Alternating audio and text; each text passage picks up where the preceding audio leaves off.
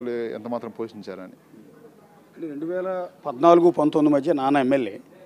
అప్పట్లో కొన్ని గొడవలు లేకపోతే తుని రైలు ప్రమాద ఘటన ఇష్యూ కావచ్చు, ఆ ఇష్యూలో ఆయన్ని విచారణకు పిలవటం కావచ్చు. అంతకుముందు అయితే నాన్నగారిని అరెస్ట్ చేసిన సందర్భాలు కూడా ఉన్నాయి కదా, పోలీస్ స్టేషన్లో పెట్టేసిన సందర్భాలు. అప్పుడు మీరు వెళ్ళేవారు పోలీస్ స్టేషన్కి? రెగ్యులర్గా నేను అదే కొంచెం బాధగా చెప్తాను. ఎందుకంటే 14 to 19 నేను 14లో నా 10th క్లాస్ అయిన తర్వాత చెన్నైలో చదువుకునేవాడిని. చెన్నైలో వేలమ్మ ఇంటర్నేషనల్ స్కూల్లో చదువుకున్నాను. ఎప్పుడు ఇంటికి వచ్చినా కూడా నాన్న ఏదో ఒక కేసులో ఏదో ఒక దాంట్లో న్యూసెన్స్ ఉండేది. అంటే 2012 వరకు నాన్న మీద ఒక 2-3 కేసులు, అప్పుడు ఎలక్షన్ కేసులు తప్ప ఇంకే కేసులు లేవు. 2012 నుంచి సమైక్యాంధ్ర ఉద్యమం నుంచి స్టార్ట్ చేస్తే 2019కి 90-95 కేసులు వచ్చాయి. చంద్రగిరి కాన్స్టిట్యున్సీలో 95 కేసులు వచ్చాయి. మీరు ఒక యూత్ లీడర్, 25 ఇయర్స్కే ఎమ్మెల్యేగా పోటీ చేస్తున్నారు. రావాలన్న ఆసక్తి ఉండి కూడా వెనక దగ్గుతున్న యూత్కి మీరు ఎలాంటి మెసేజ్ ఇస్తారండి? అంటే కొంత ఎంట్రీ బ్యారియర్స్ అనేవి అన్ని ప్రొఫెషన్స్ కన్నా పొలిటికల్ ప్రొఫెషన్లు ఎక్కువ ఉంటాయి. ఎందుకంటే ఎప్పటి నుంచో స్థానిక ఇవన్నీ ఉంటాయి. కానీ యూత్ ఖచ్చితంగా ఒక దేశానికి అవసరం. దేశానికి ఎందుకంటే కొత్త తరం రావాలి. ఇప్పుడు నేను ఫ్రాంక్గా చెప్తున్నా, పక్కన కాన్స్టిట్యున్సీలో అభినయన్ ఉన్నాడు. పాపం రోడ్స్ అంతా కూడా బాగా డెవలప్ చేశారు. అంటే ఎక్కడ కొత్త తరం చూసినా కూడా కొంత బాగా చేసే ప్రయత్నం చేస్తున్నారు. చేసినప్పుడు డెఫినెట్గా యూత్ అనేది ముందుకు వస్తేనే మన దేశం అభివృద్ధి అవుతుంది. మీరు సింగపూర్లో, లండన్లో చదువుకొచ్చారు కదా, చక్కగా మీరు తలుచుకుంటే హ్యాపీగా మంచి జాబు, మంచి ప్యాకేజ్, లేదో సాఫ్ట్వేర్ కంపెనీ పెట్టుకోవచ్చు, చేయాలి, ఒక చైర్మన్గా ఏదో సంస్థకి చైర్మన్గా వెళ్ళిపోవచ్చు. అది కాదని రాజకీయాల్లోకి ఎందుకు ఎంచుకున్నారు అని అడిగితే? అంటే ఒకటి నాన్నగారు చేసిన సేవ కావచ్చు, దగ్గరగా చూడడం కావచ్చు, చిన్నప్పటి నుంచి దగ్గరగా చూడడం కావచ్చు, ఇక్కడ మా లీడర్లతో అనుబంధం కావచ్చు. నాకు చంద్రగిరి కాన్స్టిట్యున్సీలో నేను ఎక్కడున్నా కూడా, అదే బయట ఉన్నా కూడా నాకు ఫోన్లు వస్తూనే ఉంటాయి, చేస్తూనే ఉంటారు, మాట్లాడుతూనే ఉంటాం. ఇక్కడ మేబీ మోల్డ్ అయిపోయాను ఇక్కడికి. ఇంకా చాలామంది వెయిట్ చేస్తున్నారండి ఇక్కడ. ఏ పని మీద వచ్చారమ్మా? జాబ్ రిలేటెడ్ పని మీద వచ్చాను సార్. ఏదేనమ్మా? జాబ్ రిలేటెడ్ పని మీద వచ్చాను సార్. సార్ చాలా క్విక్గా రెస్పాండ్ అయ్యారు. నేను అనుకోలేదు, నేను ఫస్ట్ ఆఫ్ ఆల్ భయపడాను సార్తో మాట్లాడాలంటే కూడా. నేను అనుకోని విధంగా సార్ ఫస్ట్ ఆఫ్ ఆల్ చాలా మంచిగా రియాక్ట్ అయ్యారు. చాలా ట్రై చేసి చాలా మంచి చేశారు సార్. అంటే ఇప్పుడు బేసిక్గా వేరే పొలిటీషియన్ ఇళ్ళ దగ్గరికి వెళ్ళాలంటే రిస్ట్రిక్షన్స్ ఉంటాయి.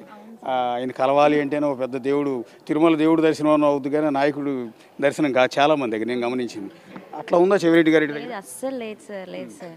మీరు ఇందాక అన్నారు పాలిటిక్స్, మీరు యంగ్స్టర్ అమ్మా, ఇప్పుడు ఆయన్ని చూశారు కదా, సింగపూర్లో చదువుకున్నారు, లండన్లో చదువుకున్నారు, పాలిటిక్స్లోకి వచ్చారు. ఏ ఉద్యోగం చేయకుండా, ఏ కంపెనీ పెట్టకుండా పాలిటిక్స్లోకి వచ్చారు.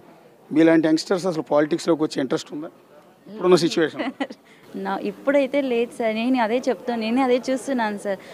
సార్ చాలా చిన్నవారుగా ఉన్నారు. ఇప్పుడు వస్తే అంటే యంగ్స్టర్స్కి ఏం కావాలో, ప్రజెంట్ వచ్చేదానికి ఏం చేయాలో అని ఈజీగా తెలుస్తుంది కదా సార్. సార్ చేస్తారనేసి నేను నమ్మకం నాకు ఉంది సార్. బాగా వాళ్ళకి సంబంధించిన జాబ్కు సంబంధించిన లెటర్ కూడా ప్రిపేర్ చేశారండి మీ పిఏ.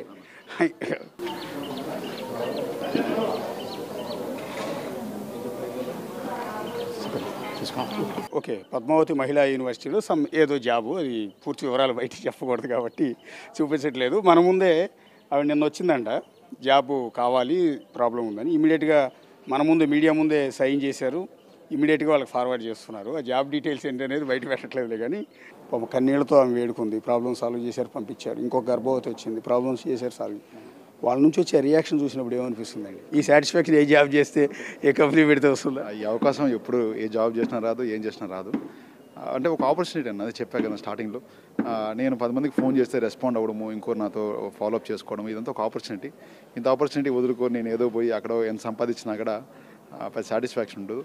రెండోది, రాజకీయాలు అనేది ఖచ్చితంగా సంపాదన కోసం కాదు. ఎందుకంటే మేము నిజంగా అంటే చెప్పలేదు, నిజంగా సంపాదించాలంటే హైదరాబాద్లో ఇంకన్నా బయట మేము ఆడే పూర్తిగా కూర్చుంటే ఇప్పుడు మన ఎంతైనా సంపాదించుకోవచ్చు. ఎవరైనా తెలివితేటలు, మనకు ఒక ఆలోచన విధానము, మనకి క్రమశిక్షణ అన్నీ ఉంటే చేసుకోవచ్చు. కానీ సంపాదన అనేది ఒకటే కాదు కదా లైఫ్. కొంత ఇలాంటివి కూడా మనకు వచ్చిన హెరిటరీ కావచ్చు. అంటే తాతగారు ఎంపీటీసీ రాష్ట్ర అధ్యక్షుడిగా ఉన్నారు, నాన్న మంచి పొజిషన్లో ఉన్నారు. అలాంటిది పాపం జనాలు నమ్మి ఇంతమంది మనతో ఉన్నప్పుడు, మనం నమ్మినప్పుడు మనం ఇప్పుడు వదిలేసి అడుకో బయటికి పోయి ఏదో సాధించాలని అయితే లేదు. ఇక్కడే వీళ్ళతో ఎప్పుడు ఉండాలని అయితే మనస్ఫూర్తిగా ఉందన్న. చివరికి ఒక ప్రశ్న, వెరీ యంగ్స్టర్, రేపు అసెంబ్లీలో అడుగు పెడతారు, ఓకే, అసెంబ్లీలోకి వెళ్ళిన తర్వాత మాత్రమే పెళ్లి చేసుకుంటారా? అది నాకు తెలియదు, నో కామెంట్. ఇది చంద్రగిరి వైసీపీ అభ్యర్థి చెవిరెడ్డి మోహిత్ రెడ్డితో నేనే ఎమ్మెల్యే. మరొక నియోజకవర్గంలో మరొక నాయకుడితో మళ్ళీ కలుద్దాం. అంతవరకు signing off. This is Ashok.